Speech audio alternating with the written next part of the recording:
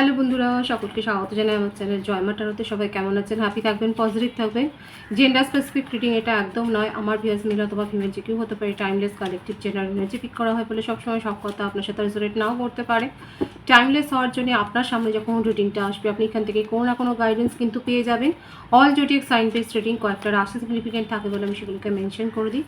সর্বোপরি রিডিংয়ের এনার্জি যদি আপনার সাথে ম্যাচ হয়ে যায় তাহলে কিন্তু পুরো রিডিংটাই আপনার। আজকে দেখে নেওয়ার চেষ্টা করবো আপনার পার্সনের কারেন্ট এনার্জি কী, আপনার কারেন্ট এনার্জি কি, ডিভাইনের গাইডেন্স কিছু থাকলে সেটাও দেখে নেওয়ার চেষ্টা করবো। রিলেশনশিপের হ্যাপি মোমেন্ট ভাবতে পারেন, পার্সনের নামটা ভাবতে পারেন, ডিভাইন গাইড করবেন।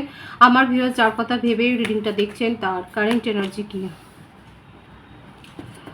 দেখুন, এখন তো আপনাদের মধ্যে সেপারেশন চলছে, দেখা যাচ্ছে বৃশ্চিক রাশির এনার্জি। কর্কট, বৃশ্চিক, মীন রাশি এসে গেছে। মেষ, সিংহ, ধনু রাশি। বিউটিফুল। ওনার বার্থডেটের মধ্যে বেশি যেটা দেখা যাচ্ছে 10 বেশি দেখা যাচ্ছে, 10, 28, 19, 1।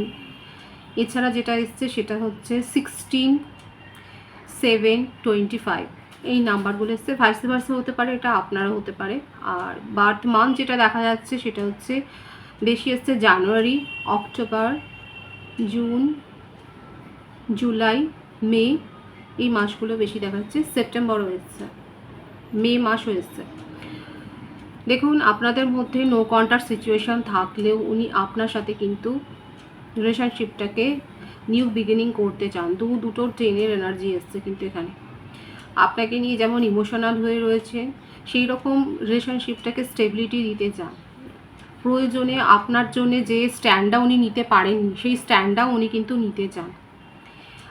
এতদিন ধরে যারা নন কমিটেড রিলেশনশিপে আছেন, আপনাদের যদি মনে হয় যে এইটাই কারণ সেপারেশনের জন্য, যারা নন কমিটেড রিলেশনশিপে আছেন, যে আপনার পার্টনার উচিত সময়ে আপনার জন্য কথা বলতে পারেন না, আপনার জন্য স্ট্যান্ড নিতে পারেন না, তাহলে কিন্তু বলবো উনি আপনার জন্য স্ট্যান্ড নেবেন বলেই কিন্তু এখন নিজেকে প্রিপেয়ার করছেন। এই ব্যাপারটা তাকে হীনমন্যতার দিকেও কোথাও না কোথাওটা ঠেলে দিয়েছে। ওনার মনে হচ্ছে যে হ্যাঁ, রিলেশনশিপটাতে উনি যথোপযুক্ত ব্যবহার করেননি, আপনার সাথে করেননি। উনি কিন্তু আপনার জন্য এবার দাঁড়াতে চাইছেন। যদি আপনাদের রিলেশনশিপে ফ্যামিলি একটা ম্যাটার হয়ে থাকে, মানে কাস্ট, রিলিজিয়ান, এরকম কোনো একটা সমস্যা যদি হয়ে থাকে, তাহলে সেক্ষেত্রে হয়তো উনি পিছিয়ে যাচ্ছিলেন। রিলেশনশিপটা এত দূর এগোনোর পর উনি পিছিয়ে যাচ্ছিলেন। কিন্তু দেখুন, আপনাকে নিয়ে অনেক বেশি ইমোশন আছে তার মনে। আপনাকে নিয়ে ফ্যামিলি করার স্বপ্নটাই উনি দেখেন, অনেক ডে ড্রিমিং করেন, রিলেশনশিপটাকে স্টেবিলিটিও দিতে চান। কিন্তু ওই সৎসাহসটা যেন মনে হচ্ছে ওনার কোথাও যেন চলে যাচ্ছিল।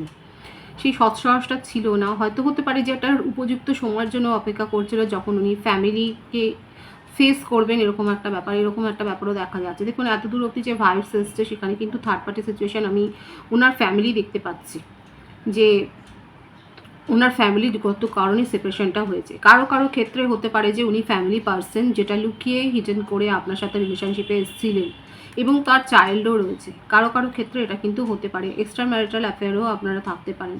যাই হোক না কেন, বর্তমান পরিস্থিতিতে দেখা যাচ্ছে আপনাদের মধ্যে নো কন্ট্যাক্ট সিচুয়েশান, কিন্তু উনি এই ব্যাপারটাকে রাখতে চান না। উনি সেপারেশনটাতে মোটেও ভালো নেই এবং সেই জন্য সেপারেশনটাকে উনি দূর করতে চান। রিলেশনশিপটাকে একটা স্টেবিলিটি দিতে চান। নন কমিটেড রিলেশনশিপে থাকলে পরে উনি কমিটমেন্ট দিতে চান, আপনার জন্য স্ট্যান্ড নিতে চান। অন্তত এইগুলো যেগুলো উনি করলে পরে রিলেশনশিপটা টিকবে, সেইগুলো উনি কিন্তু করতে চান। কারণ আপনাকে মিস করছে, আপনার কথা তার অনেক মনে পড়ছে, মনটাও তার ভালো নেই, সেটাই কিন্তু দেখা যাচ্ছে। সুতরাং তার কারেন্ট এনার্জিতে কিন্তু এটাই দেখা যাচ্ছে, উনি কিন্তু রিলেশনশিপটাকে নিউ বিগিনিং করতে চান। সেপারেশনে উনি মোটেও থাকতে চান না। হয়তো উনি কন্ট্রোল করতে গিয়েছিলেন আপনাকে অনেক বেশি, তার রাগটাও অনেক বেশি, জেদিও, অত্যন্ত জেদি। যেটা করবেন ভাবেন সেটাই উনি করেন। একরকম একটা মনোভাবও দেখা যাচ্ছে আপনাকে নিয়ে। এই যে এটাও না একটা নেগেটিভ এনার্জি, যে উনি আপনাকে নিয়ে ভীষণ অবসেসড হয়ে রয়েছে। আপনার কাছ থেকেও অনেক কিছু জানতে চান, যেগুলোর প্রশ্নের উত্তর হয়তো উনি পাননি। এই ব্যাপারটা নিয়ে হয়তো আপনাদের মধ্যে রাগারাগিটাও হয়েছে এই কারণে। উনি কিছু জানতে চেয়েছিলেন, আপনি হয়তো বলেননি। কিন্তু পাস্ট লাইফ কানেকশন এটা আপনাদের। এবং যদি ম্যারিড পার্সন না হয় এবং ওনার জীবনে যদি থার্ড পার্টি সিচুয়েশনে থাকে সেসব রিলেশনশিপগুলো কিন্তু চলে যাবে, সেটাই কিন্তু ডিভাইন দেখাচ্ছে। এটা আপনাদের একটা পাস্ট লাইফ কানেকশন এবং আপনাদের মধ্যে যে সাইকেলটা শেষ হয়েছে তারপরে আবার একটা নিউ বিগিনিংয়ের একটা এনার্জি কিন্তু এখানে দেখা যাচ্ছে এবং তিনিও কিন্তু এটা করতে চান। 111 এখানে অনেকে দেখছেন। আপনার কারেন্ট এনার্জিটা আমি দেখব। Temperance, night of wands, 9 of swords. আপনার বার্থডেটের মধ্যে 14 বেশি দেখা যাচ্ছে, 9, 18, 27 এসছে। আপনি আপনার পার্টনার কী পদক্ষেপ নেন সেটাই দেখবার জন্য ধৈর্য ধরে অপেক্ষা করছেন। দেখুন, এটা ডিভাইনলি গাইডেড কানেকশন আবারও এলো। যতক্ষণ না উনি কিছু বলছেন, ওনার তরফ থেকে উনি এগোচ্ছেন, ততক্ষণ আপনি নিজেকে প্রোটেক্ট করছেন এবং খানিকটা ওভার প্রোটেক্টিভও হয়ে গেছে নিজের এনার্জিকে নিয়ে। আপনি অনেক বেশি ভাবছেন যে উনি কী করবেন, কারণ ওনার যা বিহেভিয়ার আপনি সহ্য করেছেন। দেখুন, কারো কারো ক্ষেত্রে অনেক টক্সিক বিহেভিয়ার উনি করেছেন, রাগারাগি, একটা ডোমিনেটিং নেচার, এগুলো কিন্তু শো করেছে। কথায় কথায় আপনার কাছ থেকে হয়তো জবাবদিহি করা, কেন করছো, কী করছো, এই প্রশ্নের উত্তরগুলো হয়তো চেয়েছে। দেখা যাচ্ছে এনার্জিটা রয়েছে। থার্ড পার্টি সিচুয়েশন তো ছিলই। এই ব্যাপারগুলো আপনি মেনে নিতে পারেননি বলেও হয়তো খানিকটা পজ করেছেন রিলেশনশিপটাকে, কারণ সেপারেশন তো রয়েছে এখানে। কিন্তু উনি ভীষণভাবে চান আপনার সাথে নিউ বিগিনিং করতে। উনি নিজেকে ডিফেন্ডও করছেন এবং দেখছেন যে ওয়েট করছেন, এটা ওয়েটেরই কার্ড, যে পেশেন্সলি ওয়েট করছেন যে উনি আপনি কি আপনার তরফ থেকে অ্যাকশান নেন সেটাই উনি দেখতে চাইছেন। এবং নিজেকে মনে মনে উনি কিন্তু গ্রো করেছেন, মনে মনে শুধু বলবো না, অ্যাকশানেও উনি নিজেকে কিন্তু গ্রো করছেন। শুধু ওয়েট করছেন সেটা আমি বলবো না, এই সঠিক সময় সঠিক উত্তরটা, রিপ্লাইটা দেবে বলেও কিন্তু ওয়েট করছে। অনেকের ক্ষেত্রে আমার ভিউয়ার্সরা নিজেদেরকে পজিটিভলি গ্রো করেছেন। আপনারা মেডিটেশান করছেন, আপনারা নিজেদের চাকরা ব্যালেন্স করেছেন, আপনারা এমন কোনো জবের সাথে যুক্ত হয়েছেন যেখানে আপনাদের অনেকটা সময় দিতেও হচ্ছে এবং আপনাদের সুনাম হয়েছে, একটা গুডউইল হয়েছে, সেটাও দেখা যাচ্ছে। আপনারা রীতিমতো যে রুল করছেন নিজেদের চারপাশকে, সেটাও দেখা যাচ্ছে। অনেকে কিন্তু অনেক বেশি নিজেদেরকে গ্রো করেছেন পজিটিভলি, সেটাই কিন্তু দেখা যাচ্ছে। এবং এই জন্যই এটাই এসছে যে আপনি ওয়েট করছেন আপনার পার্সন আপনাকে কি বলতে চান, কি অ্যাপ্রোচ করেন, এবং আপনি সেই সঠিক সময়টার জন্য ওয়েট করছেন যখন আপনি উপযুক্ত একটা জবাব দিতে পারবেন। আপনার কারেন্ট এনার্জিতে এটাই দেখা যাচ্ছে। ডিভাইনের গাইডেন্সটা এখানে দেখব। Death, 8 of pentacles. দেখুন, ডিভাইন কিন্তু বলছে যে রিলেশনশিপটা শেষ হয়ে যাওয়ার মানে এই নয় যে নতুন করে শুরু হতে পারে না। যদি এফোর্ট দেন রিলেশনশিপটা শুরু হবে।